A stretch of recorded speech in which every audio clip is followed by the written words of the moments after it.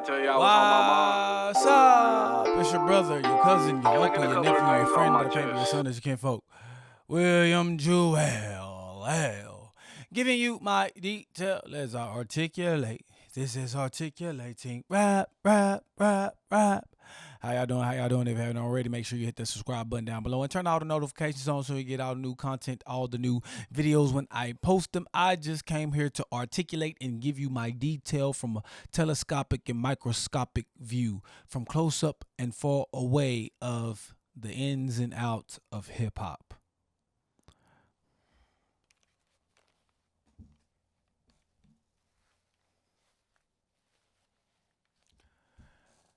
I need your energy, right?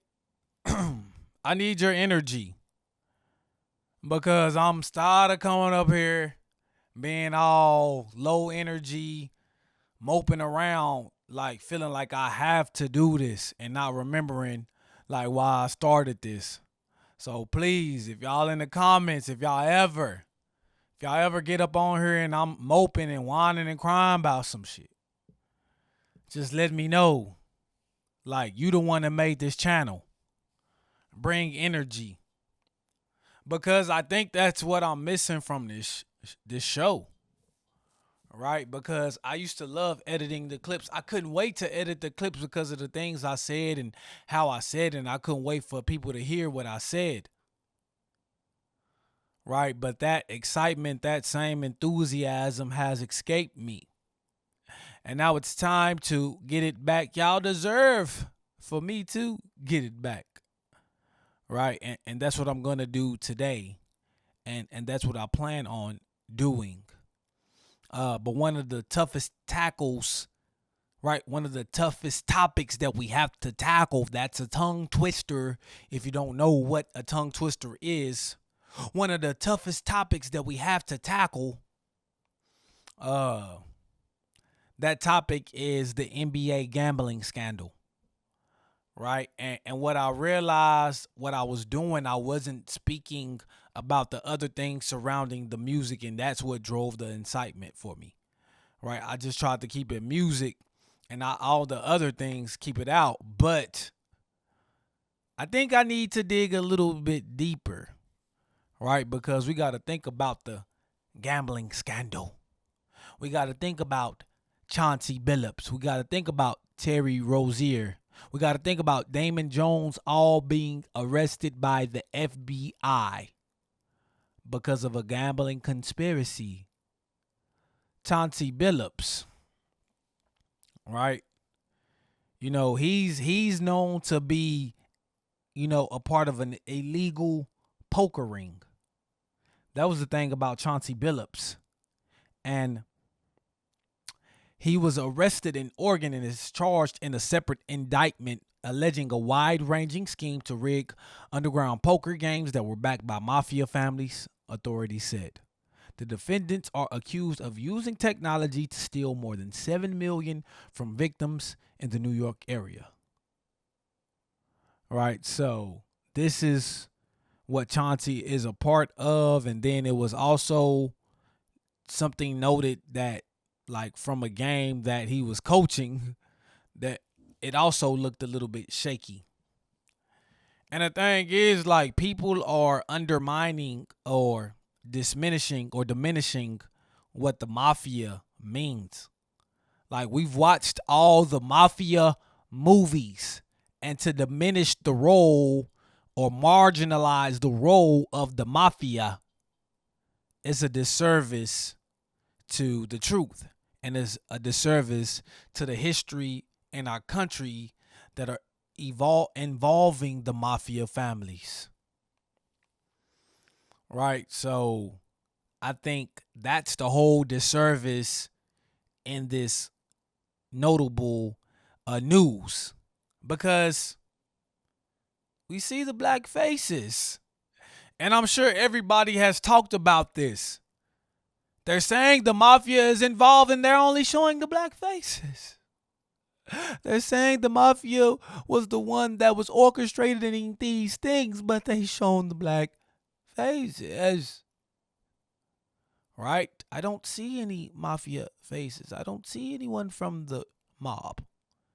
I think Jay Prince should take notes of that, right? Of talking and being seen in public. I'm glad he's kind of past that phase. But this is real mafia behavior. And the fact that the news and the feds were all happy about getting Chauncey Billups and Terry Rozier and just making a big headline out of everything, but not mentioning who from the mafia families were involved in this matter. And Terry Rozier, I mean, it was questionable things about taking himself out of games, playing badly just to get the over or under on something, and uh, hinting and giving people advice about what to bet on, what he was gonna do, and right, it's scary. No point intended. It's scary, Terry. It's truly scary. Like for an athlete, for somebody that truly believes in the love for the game, is putting his his integrity on the line, his honor for the game on the line, his love for the game on the line. Cause if you gambling on this game, if you playing a certain way to win money from a game that you're playing in, that's disrespecting the game. That's what's most disturbing. The mafia family's involved with Chauncey Billups, right? The mafia family's involved, so he has to do what he feels like he has to do. I could see how he could be put up to doing some of those things with Terry Rozier. There's been no acknowledgement of the mafia being involved in his incidents, right? And basically, Damon Jones, he's arrested. He got arrested because he might have won $2,500 off of telling somebody that LeBron was not going to be playing sooner than the injury report mentioned it. Like, could you see how minuscule that is? Like, I get it, Terry Rozier. I get the Chauncey Billups thing because the mafia is involved, but Damon Jones, because he collected $2,500, y'all petty chasing. Y'all putting dirt, y'all throwing smut on people's names just to do it because nobody ever thought about Damon Jones. But where are these mafia men's faces? And the FBI director, Kash Patel, right? He told Stephen A.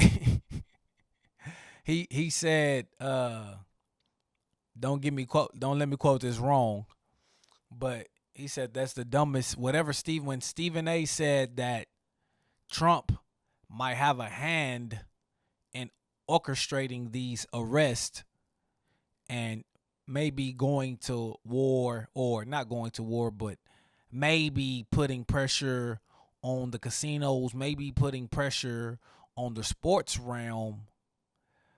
He said Stephen A suggested that on ESPN, and Kash Patel said that was the dumbest thing I've ever heard someone say. He completely, revoked his comment having some some weight to it, because we know that a lot of things have been happening because Trump pushed the button.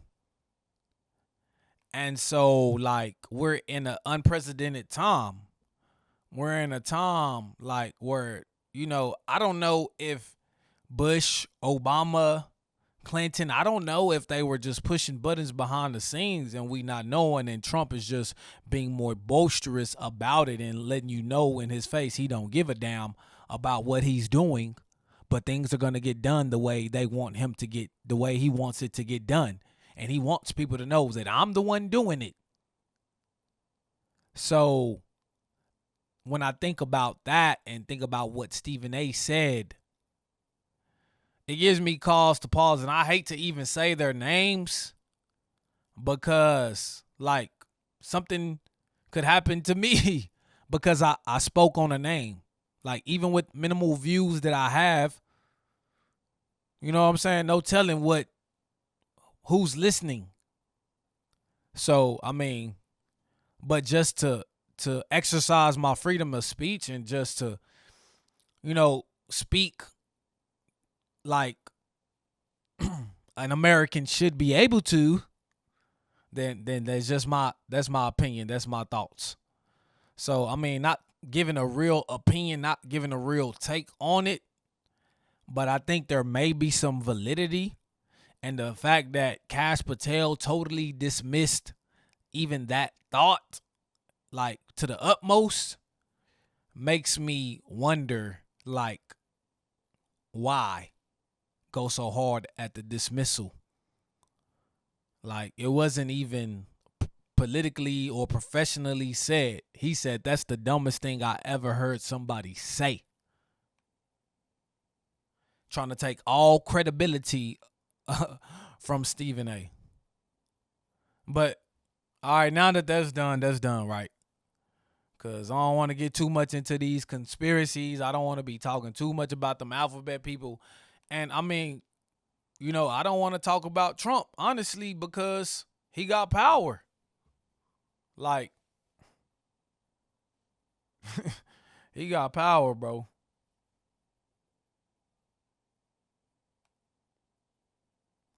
But I'm just going to my notes, right? I'm going to my notes.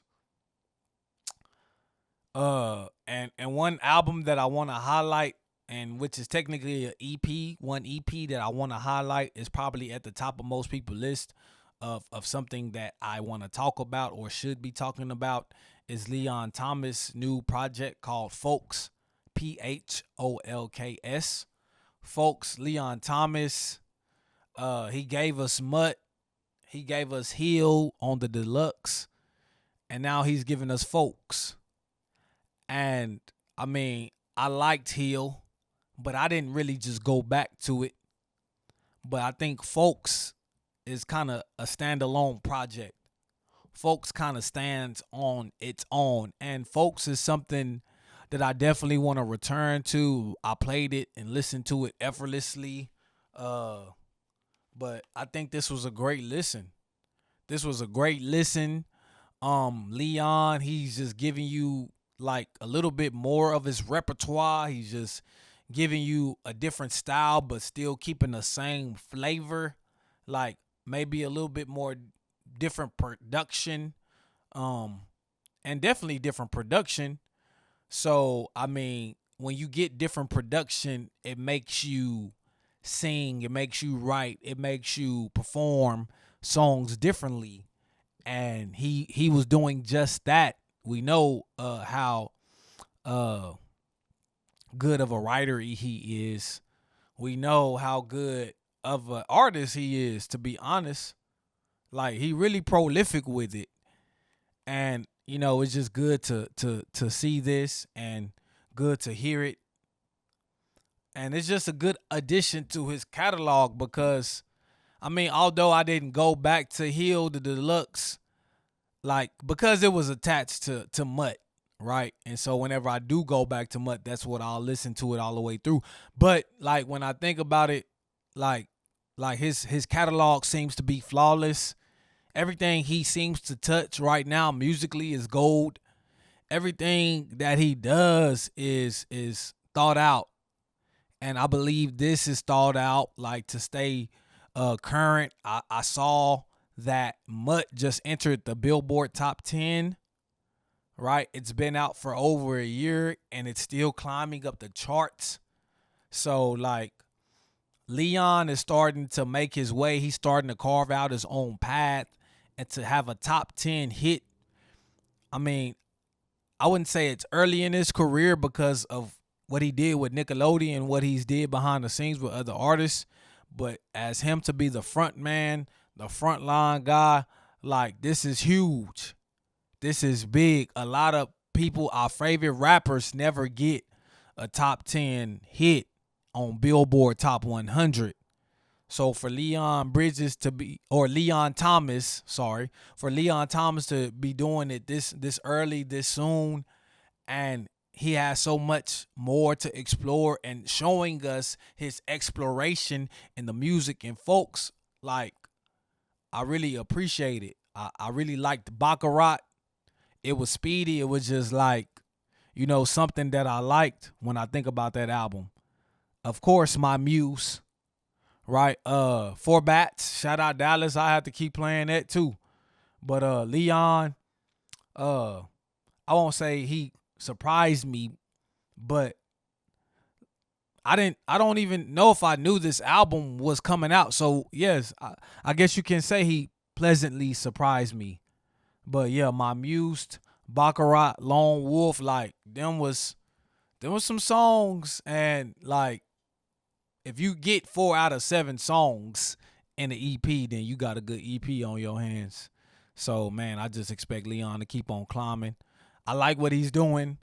I like what he's bringing. Ty Dolla should be proud of him. He signed him, and I think that's a match made in heaven. And I think he just got so much to give us. So like, I really hope he step out the box, but still make it digestible. Still be able to connect with his fans, and really just explore his artistry the way that he's showing us he's doing right now. And somebody that's really explored their artistry, that I've been listening to since the teens, the 20 teens, is Daniel Caesar. Right, so this definitely was a weekend for R&B. This definitely was a weekend for a little bit slower, right? And when I listen to Son of Spurgie, right, I get that same feeling from Never Enough that I really loved in 2023. I just get that same vibration and tone in his melody, and I really appreciate it. But he got a little bit more folk with his instrumentation, right? He got a little bit more ground roots when it comes to like the production of this album. And like on the foundation was spiritual, right? He was talking a lot about God, and he named this album Son of Spurgie because after his dad, Spurgie, who was a gospel singer. So we know he has gospel roots. And honestly, I didn't know he had gospel roots. I didn't know his dad was a singer. So I'm assuming it runs in the family. But just what Daniel Caesar really did on this album just kind of put me at ease, put me at a meditative state, but also like captivated me with, the lyrics he was giving us. He was giving us different substance. Like I said, it's a similar vibe from the last album, but the substance was a little bit more thicker, right? The substance is a little bit more solid, grounded, uh, and just speaking on that Christian background, like really like drew me in, right? And not to say I'm sinless, not to say that I'm the perfect person, but those hymns bring me back to church. And my mom played piano in the church. So when I hear those old school hymns, it brings me back to childhood and time I spent, as a youngin' with my mom at the choir rehearsals, or her just playing the piano at the house, right? I was surrounded by that piano, and I mean, it shows in what type of instrumentation that I really like. And the fact that he was a little bit more gospel on this album, but wasn't scared to be mixed that with explicit, songs as well. Emily's song, oh my God. Emily's song, like, that really got me. I really like that song. I mean, there's so many songs on here that I could talk about. Um,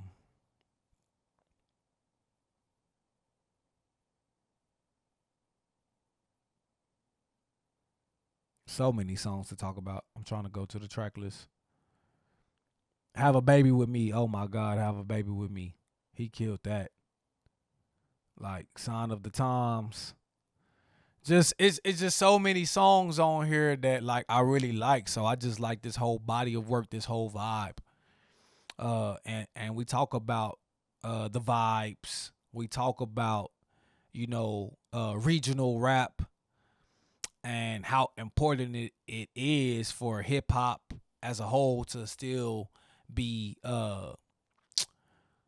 promoting these regional artists. And when I'm thinking about regional artists, I'm thinking about Texas, the South. I'm thinking about Slim Thug, who has a big social media presence, but also Keke, Lil Keke, Don Key, like somebody that who's draped up and dripped out. Know what I'm talking about? Like Keke is one of the first to really just like resonate with me as a Southern artist. So Slim Thug and Lil Keke, they dropped a collab album called Double Cup Volume 2. I didn't even know there was a one. I didn't go back to the one, but I was listening to the two and I just want to share it. It's just great.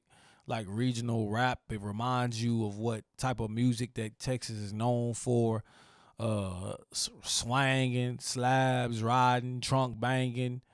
You know what I'm saying? Just being player made, just being icy, being fresh, just being cool, southern, slowed down. You know what I'm saying? Like, no, I'm talking about like that type of shit, like trill. Like, so that's what this album reminds me of. Great production, Lil Keke, Slim Thug, their voices sound amazing, so clear. Like, especially Don Key. So it's just like it's definitely a blessing to be able to hear them and see them still rapping at this level at the age, and just to keep going and just to keep pushing, and just like thinking about the sound that really got started when I was a youngin' in Texas in the 90s, mid to late 90s with SUC, and that sound like 30 years later, you know what I'm saying, ringing bells. So when we talk about DJ Screw, when we talk about the Screwed Up Click, when we talk about Lil Keke, and then when we talk about Slim Thug, because he's just one of those guys in the forefront of Texas because his presence, and you know, just much respect to him. He did a collab album with Propane earlier this year. So I mean, what Slim Thug is doing, like, man, like, hats off to him. Kudos to him. I think he actually did a solo project after the song, the album that he did with Propane. So he's been dropping a lot this year. He's been very active, very busy. So for the people that don't know about Slim Thug, don't know about Lil Keke, other Southern artists, here's my spotlight for them. But I guess we'll get to the moment that we all have been waiting for.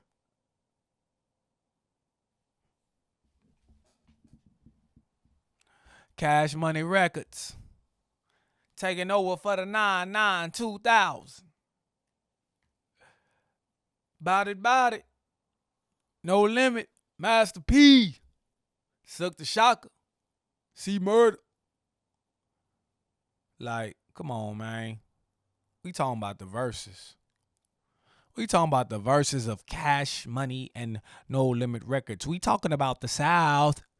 We're talking about regional music. We're talking about the South at its peak, at its apex. Made it the reason. See, the thing is, people give Atlanta all the credit. But when we think about the South taking over, think about Wayne. Think about NBA Youngboy. Think about Kevin Gates. Think about Boosie. Like, think about all these artists and how big they became, especially within their region and where they from. They're from Louisiana, right? That Southern sound came from the Hot Boys, Cash Money. Like, come on now. We talk about T.I., we talk about Jeezy, we talk about Ludacris, the South, right? But you can't mention them. You can't mention them first. You gotta mention Wayne. You gotta mention BG. You gotta mention Juvie. You gotta mention Master P. You gotta mention Birdman and Manny Fresh, the Big Thomas. But please do not mention Turk, Birdman. But man, when I think about this verses, I really like this verses. I really appreciated this verses. And when I think about all the artists that were involved, I ain't gonna lie to you. I can't name everybody Master P had on his side. I can't name you everybody from No Limit. But like I have a healthy respect for No Limit and Master P. I have a healthy respect. And so like really, I ain't gonna go song by song, but just thinking about the verses in totality, right? Like I think Cash Money won the verses. And I mean, it's a celebration of Southern music, right? At the end of the day. So everybody wins. But when we think about Master P and just seeing how many people that he was able to bring to the stage, you look at Baby some kind of way. You think about, damn, all these people respected P, appreciated P enough to show up, and Wayne and Turk couldn't even show up for Baby. I mean, that's what made Cash Money look bad, right? If anybody is saying that they lost it, it's because Wayne and Turk didn't show up, and it just looks bad on Baby. And since he's the CEO, since he's the face of the franchise, like Jerry Jones, I mean, he's responsible. He's responsible because, bruh, man, he say, I'm the one that started this stunning shit. I'm the one that started getting the tattoos on the face. He say he the one that started this stun shit. But bro, where are your people? There's no reason Wayne should be doing a concert next door at Dre's nightclub when y'all have the verses. Wayne, this is your legacy. This is the shit that you was whining about. This is the shit you was crying about. This is what you do. I don't want to be labeled as a podcast yeller, but this is what you do.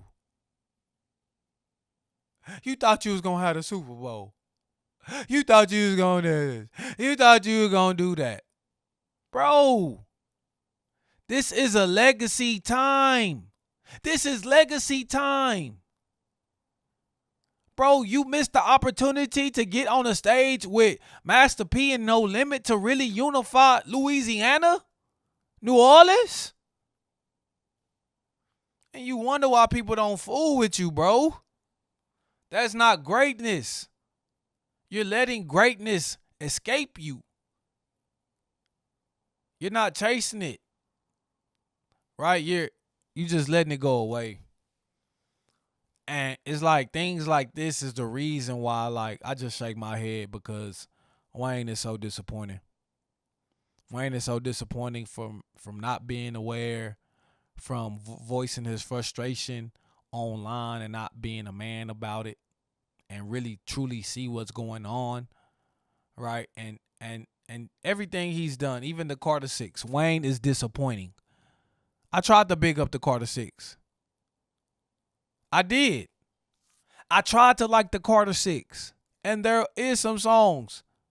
The most song that stand out to me is the song with him and Big S the Plug. Other than that, I don't remember too many songs. The Jelly Roll song that he did, I don't even remember too many songs. I like the intro. But come on, Wayne.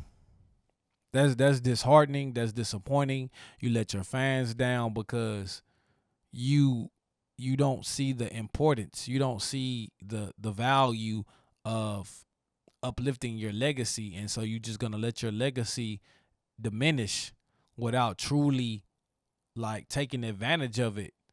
Like when we think about what that verses did for Jadakiss, that was a legacy turning moment. Right? When we think about what the legacy did for Gucci and Jeezy, that was a legacy defining moment. Come on, man. And when we think about like D'Angelo, one of his last live performance was on Versus. Like, you saying that platform, is it big enough for you? Like, that's ridiculous. Timbaland, Swiss Beats. Damn, you couldn't even do Swiss a favor? Bro, he done put you on them songs, kind of like gave you a good sound. Like, one of your most recent hits is because of Swiss Beats.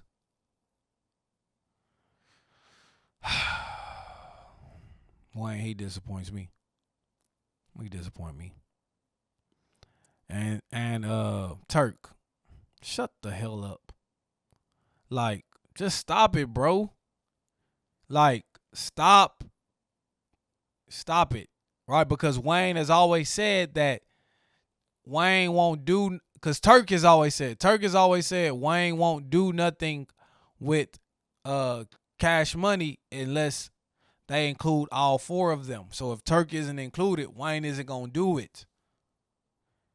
And that may be an issue. And if you knew that, and if you knew Wayne wasn't going to come, I feel like Baby should have just made that shit right. Whatever Turk needed, you got the money. Make it right, bro. Just do what you got to do. Make it right. But you was also talking on the internet about Juvie, talking about BG. Like, come on, bro. You know what I'm saying? Weeks, days before the verses, you antagonizing them online. Like, it's messed up. But it's CMR, CMB, you know, Cash Money. Like, for me, because at the end of the day, the hits, right? When we go to the verses, we got to go to the hits. And even though Wayne wasn't there, even though Turk wasn't there, even though Birdman called Turk out on stage, right? Even though, like, some of us don't respect Birdman like he should be respected, but when we look at how the people closest to him respect him, then that should let us know how we should truly respect him. But even though all this was going on, like, when we compare the songs, like, Cash Money had it in the bag. Like, it wasn't close to me. Right? But if y'all want to look at performance, I believe Master P helped No Limit, you know, hang in there and, you know, solidified his brand of music in the industry and in the South. I believe Master P used that moment. I think this was a legacy defining moment for him, right? And he took advantage of it.